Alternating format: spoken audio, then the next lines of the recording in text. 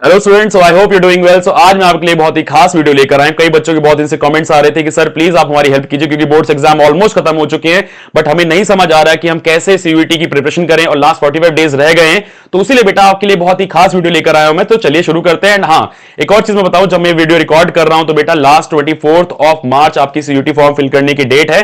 Please जल्दी से and form fill कीजिए। खैर आगे शुरू करते हैं इस वीडियो में। तो देखो बेटा, आपको बताता हूं मैं सीयूटी हम दे क्यों रहे हैं। सीयूटी आप इसलिए दे रहे हैं क्योंकि बेटा आपको एक ड्रीम कॉलेज चाहिए। कई बच्चों के डिफरेंट डिफरेंट ड्रीम कॉलेज हो सकते हैं। हो सकता है आपकी स्टेट यूनिवर्सिटी में आपका ड्रीम कॉलेज हो सकता है आपकी सेंट्रल यूनिवर्सिटी में आपका ड्रीम कॉलेज हो।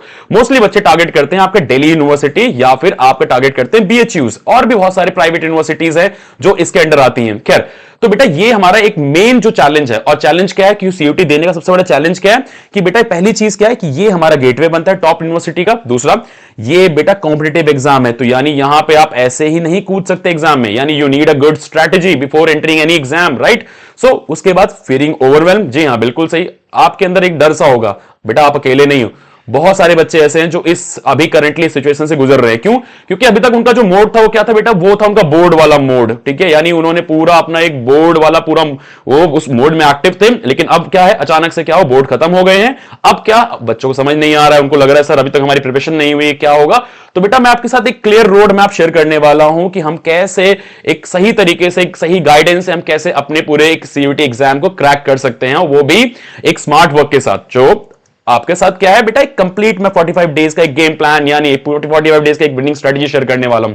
तो वीडियो के आखिर तक बने रहिए। चलिए, सो मैंने इसको बेटा टोटल 5 हिस्सों में बांटा है। देखो 5 फेजेस में बांटा है। पहला फेज क्या है आपका, डे 1 जो कि बात करता है फाउंडेशनल फोकस पे। उसके बाद डे 2 यानी फेज 2 बात करता है आपका टारगेट प्रैक्टिस पे। उसका फेज 3 मॉक टेस्ट पे। फेज 4 रिविजन एंड रिफाइनमेंट पे। एंड फाइनल फेज जो आपको बात करता है वो करता है आपकी पॉलिश पे।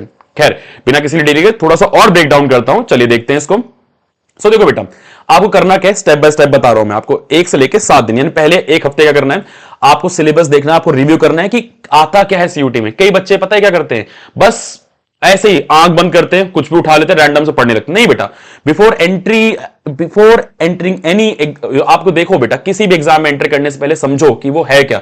जैसे फॉर एग्जांपल पहले लोग बैटल में जाते थे तो बैटल फील्ड समझते थे कि सामने दुश्मन क्या है, उनके पास कितने हथियार हैं, कितने घोड़े हैं, कितने हाथी। वैसे ही same before entering any battle field आप जानो कि आपकी स्ट्रेंथ और वीकनेस क्या है। बिल्कुल आपको समझना पड़ेगा बेटा इस चीज को लेके।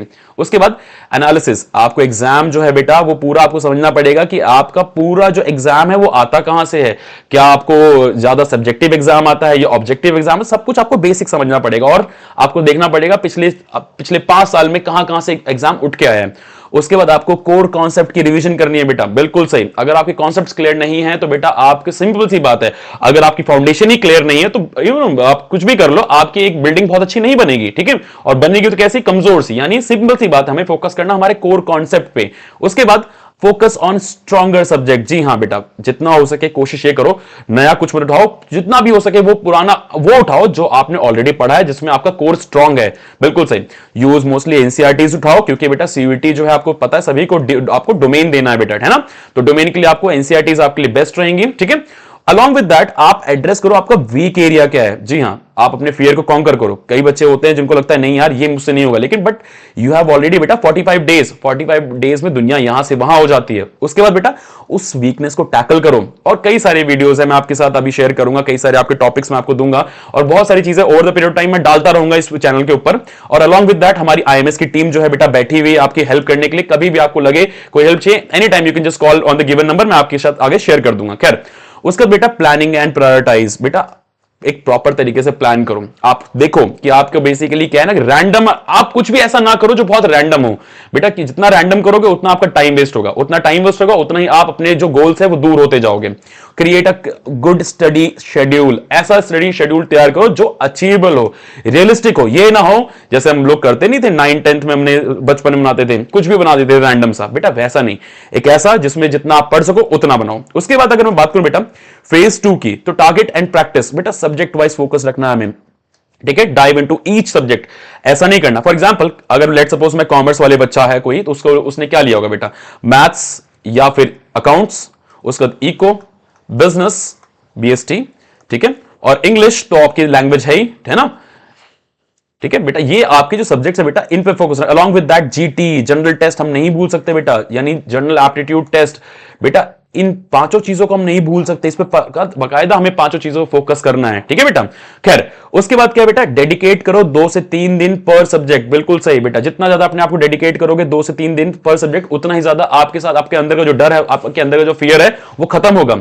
उसका स्टार्ट डूइंग मिक्स प्रैक्टिस। बेटा टाइम मैनेजमेंट देखो, टाइम मैनेजमेंट ऐसा रखो कि साथ के साथ आप एग्जाम भी दो, यानी मैं आपको कहूंगा मॉक भी दो, अलॉन्ग विद दैट आप प्रैक्टिस भी करो, क्योंकि बेटा आपको एक आइडिया लगता रहेगा धीरे धीरे कि हाँ कि देखो ये जो है, ये फॉर एग्जांपल आपने मॉक दे दिया, लेट सपोज 1 घंटे का मॉक दे दिया, क्योंकि बेटा आपको सभी पता है कि 60 मिनट्स लगते हैं टोटल। कितने मिनट बेटा, 60 मिनट्स का एग्जाम आने वाला है, तो बेटा हमें 60 मिनट्स के हिसाब से अभी से लेकर चलनी है चीजें, क्योंकि बेटा वहां पे इतना टाइम नहीं मिलेगा हमें, 60 मिनट्स कब खत्म हो जाएंगे आपको पता भी नहीं चलेगा। उसके बाद आप देखो सॉल्व करो बेटा मिक्स्ड क्वेश्चंस को, ऐसे नहीं, क्योंकि बेटा आपको पता है जीएटी यानी जनरल एप्टीट्यूड टेस्ट में ये नहीं कि सिर्फ एक ही चीज आएगी, नहीं, उसमें क्या आएगा, आपका एलआर भी आएगा, आपका क्यूए भी आएगा, आपका करंट अफेयर्स एंड जीके भी आएगा, है ना, और आपको वर्बल एबिलिटी भी आएगी। तो बेटा ये हमें मिक्स प्रैक्टिस करनी है, ये नहीं कि सिर्फ मैंने एलआर पढ़ लिया या क्यूए पढ़ लिया बस चलो मेरा एग्जाम हो गया, नहीं बेटा, साथ में सब कुछ आपको लेके चलना है, ठीक है।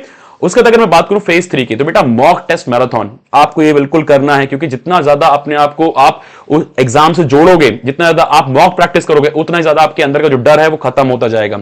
बेटा मिमिक करना है हमें रियल एग्जाम को, बिल्कुल सही, मॉक लेके ही हम मिमिक कर सकते हैं। 60 मिनट का आपको टाइमर लगाना है बेटा, एंड इस 60 मिनट में आपको एग्जाम खत्म करना है। उसके बाद take test in quite environment and other the time limit, बिल्कुल सही, शांति में बैठो एक जगह पे, क्योंकि बेटा ऑब्वियसली आपको ऐसा एनवायरमेंट क्रिएट करना जहां पे आप समझो कि आप खुद एग्जाम दे रहे हो अभी, ठीक है, और जो टाइम लिमिट है उसके साथ ईमानदार रहो। उसके बाद बेटा एनालिसिस करो मॉक टेस्ट का, जो भी आपने मॉक दिया है उसका एनालिसिस करो, गलती देखो आपने कहां कहां करी उसको उठाओ, और अपने जो वीक एरियाज पे उस पर फोकस करो और रिव्यू करो, और देखो कि आपने आपका पूरा जो आप जितना भी जो कर रहे हो उसको एक ट्रैक करो, उस कंप्लीटली आपके जो जितना भी आपने मॉक दे दिया उसको ट्रैक करो, ठीक है बेटा। इससे आपको गलतियां पता चलेंगी, आप गलती कहां कर रहे हो और आपको वीक एरियाज पता चलेंगे।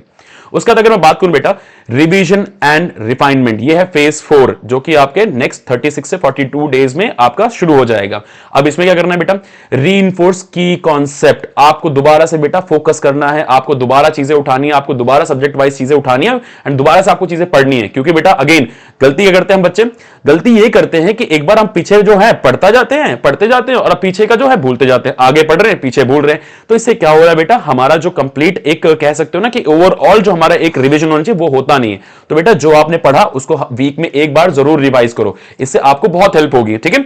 तो review formulas and techniques, maths है, इको है, आपके पास बहुत सारी चीजें है ना, तो बेटा उनको रिव्यू करो, उनकी टेक्निक्स देखो, फॉर्मुलाज देखो, focus on your weak areas again. Then next is speed and accuracy enhancement. जी हाँ बेटा याद रखना ये चीज कि आपको 60 मिनट्स मिलेंगे, और वो है वो एमसीक्यूज। बेटा ये बोर्ड एग्जाम नहीं है कि आपको 3 घंटे मिलेंगे और आपको वहां पे लेंदी आंसर लिखने, नहीं बेटा, यहां पे आपको स्मार्ट वर्क करना है। यहां पे बस इतना टाइम नहीं होगा कि वहां बैठोगे 3 घंटे लंबे आंसर लिखोगे कि बस आप मुझे इतना देख लो हम लिख देंगे, नहीं बेटा, यहां पे आपके पास आपको स्मार्ट वर्क करना है। आपको इसीलिए बेटा ये जो फॉर्मुलाज है, ये टेक्निक्स है, इसीलिए ही आपको कराई जाती हैं, सो दैट आप 60 मिनट्स के अंदर ही सब कुछ कर लो। उसके बाद बेटा solve mock test under time pressure. जी हाँ, अगेन वही रिपीट कर रहा हूं मैं, मॉक टेस्ट सॉल्व करो, लेकिन कैसे सॉल्व करो, under the time pressure. 60 minute मतलब 60 मिनट, ठीक है बेटा। ओके, नेक्स्ट मूव करते हैं हम लोग फाइनल फेज में। तो फाइनल फेज में बेटा लाइट रिवीजन एंड रिलैक्स। जी हाँ, बच्चे सबसे बड़ी गलती यहां पे आके करते हैं कि सर हम तो बिल्कुल आखिरी दिन तक पढ़ेंगे, आखिरी घंटे तक पढ़ेंगे, नहीं बेटा, आखिरी दिन है, जस्ट शांत हो जाओ, रिलैक्स, अब जो आपने कर लिया दैट इज फाइन। उसके बाद अब जो हो सकता है बस, अब क्या है बेटा, एक चीज आपको बता दूं कि उस वक्त क्या करना है, आपको कुछ भी नया नहीं उठाना है, जो आपने पढ़ लिया, आपको रिव्यू करना है, आपके नोट्स को आपने जो बनाया वो पढ़ना है, कोई भी नया मटेरियल नहीं उठाना है, एंड इनफ स्लीप लेनी है। जी हाँ, उसके बाद एग्जाम डे प्रिपरेशन में आपको बताऊं तो बिल्कुल सही, एक बैटल ही है बेटा। आप एक और चीज ध्यान रखना, बहुत बड़ी गलती करते हैं बच्चे कि डॉक्यूमेंट अपने साथ कुछ कैरी नहीं करते। खैर उसकी मैं एक अलग से क्लास लूंगा, बट स्टिल आपको सारे डॉक्यूमेंट अभी से प्लान करें। फॉर एग्जांपल आपका आधार कार्ड, ठीक है, आपका एडमिट कार्ड, ये सारी चीजें कैरी करनी है आपको। खैर आपको पहले से रूट प्लान करना है, काम रहना है एंड कॉन्फिडेंट रहना है। उसके बाद अगर मैं बात करूं, देखो एक और स्ट्रेटजी की बात करूं तो आपको स्मार्ट वर्क करना है, ठीक है, स्मार्ट वर्क करना, हार्ड वर्क तो दुनिया कर रही है बेटा। सबसे पहले समझो, एक एक चीज मैं आपको डिफाइन करता हूं। देखो पहली चीज क्या है बेटा, प्रायोरिटाइज, हाई वेटेज टॉपिक को पहले प्रायोरिटाइज करो, उसके बाद एनसीईआरटी पे फोकस करो, master the foundation. Next is concept mapping, बिल्कुल सही बेटा, एक के बाद दूसरा टॉपिक वो करो जो उसके साथ कनेक्ट हो रहा हो। ये ना करो कि एक टॉपिक अभी कर लिया बेटा और एक 5th 6th 7th टॉपिक कर लिया जिसका कोई लेना देना ही नहीं उस टॉपिक से, है ना। उसके बाद कई सारे आपको निमोनिक्स मिलेंगे बेटा, उनको याद करो, जीके करंट अफेयर्स बहुत काम आते हैं निमोनिक्स, ठीक है।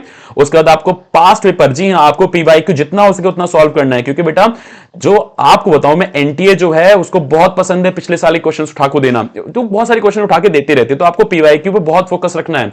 उसके बाद ऑनलाइन रिसोर्सेज, फॉर एग्जांपल आपका पता है आईएमएस, हम लोग ऑनलाइन बहुत सारे रिसोर्सेज प्रोवाइड करते हैं, उस पर फोकस रखना है बेटा। करंट अफेयर्स हम आपको देते हैं, उस पर फोकस रखना है आपको, जो भी आप, खैर आगे मूव करते हैं हम लोग। देखो बेटा, एक मैनेजमेंट टिप दे रहा हूं मैं आपको, तो एक ऐसा प्लान बनाओ जो रियलिस्टिक हो, जी हां बिल्कुल सही, शेड्यूल ऐसा हो जो रियलिस्टिक हो। उसके बाद prioritize task, focus on what matters, मैंने अगेन वही चीज कहा, हमें वो करना है जो आने वाला है, ये नहीं कुछ भी रैंडम सा उठा लो। उसके बाद next, stay focus, avoid distraction, जितना हो सके बेटा उतना रील्स कम देखो, क्योंकि मुझे पता है कई बच्चे बेटा अभी फोन चला रहे हैं, बेटा कोशिश करो कि इसको अवॉइड करो। उसके बाद पोमोडोरो टेक्निक यूज करो। Pomodoro technique is very easy बेटा, 25 minutes, then 5 minute break, then 25 minutes, then 5 minute break, again 25 minutes and 5 minute break। बेटा ये जो टेक्निक है ये क्या है, 25 मिनट आपको सब्जेक्ट उठाना है, वो पढ़ना है, देन 25 मिनट फिर आपको सब्जेक्ट उठाना है।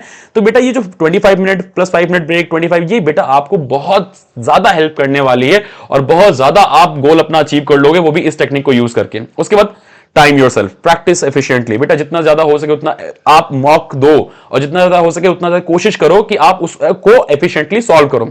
उसके बाद learn to say no, protect your study time. जी हां, अभी क्या है बेटा, आपको पता है कि जस्ट बोर्ड्स ओवर हो गए हैं, तो सब बच्चे जो है वेकेशंस पे घूम रहे हैं, लेकिन बेटा यही वो टाइम है जब आपको बनना है बेटा।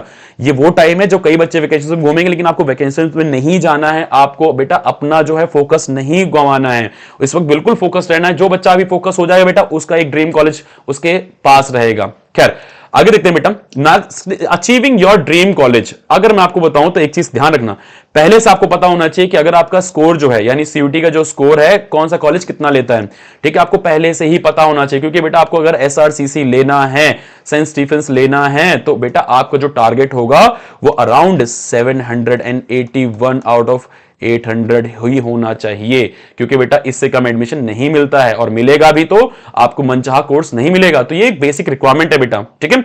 उसके बाद आप ऐसा रखो कि अपने आप को अपडेटेड रखो, जितना हो सके आपको पता होना चाहिए कि एडमिशंस कब कहां कैसे क्या हो रहे हैं। इसके लिए बेटा ऑलरेडी आईएमएस की हेल्पलाइन है, आप उन पे कॉल कर सकते हैं, वो आपको सारी जानकारी दे देंगे, ठीक है।